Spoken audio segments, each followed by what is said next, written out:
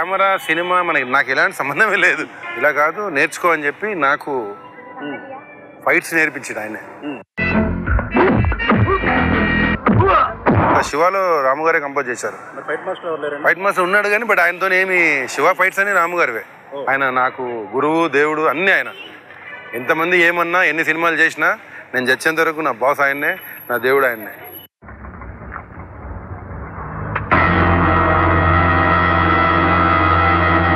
ఆర్టిస్టులని select చేశారనమాట interview పెట్టి. ఆ ఇంటర్వ్యూలో అన్నపూర్ణ స్టూడియోలో జరిగింది. అది వర్మ గారే చేశారనమాట.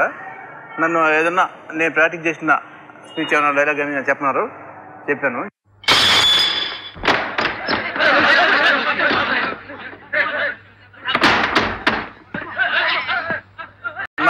నా పేరే శివ సత్యనారాయణగా మార్చేశారు. నాకు ఇక ఆ సినిమా అంత పెద్ద సినిమాకి సినిమా పేరు నాకే లభించింది. దీంట్లో ఆర్టిస్టులని ఇన్వాల్వ్ చేయడం కోసం ఆయన నన్ను అయితే సత్యనారాయణ ఈ ఫైట్ నువ్వైతే ఎలా చేస్తావు అని రకరకాలుగా ఎంకరేజ్ చేసి దాంట్లో ఇన్వాల్వ్ అయ్యేటట్టు చేసి రేపు బస్సు వెనకాల పరిగెత్తడం అనే షాటు, ఆ షాటు ఎక్కువ గుర్తింపు వచ్చింది.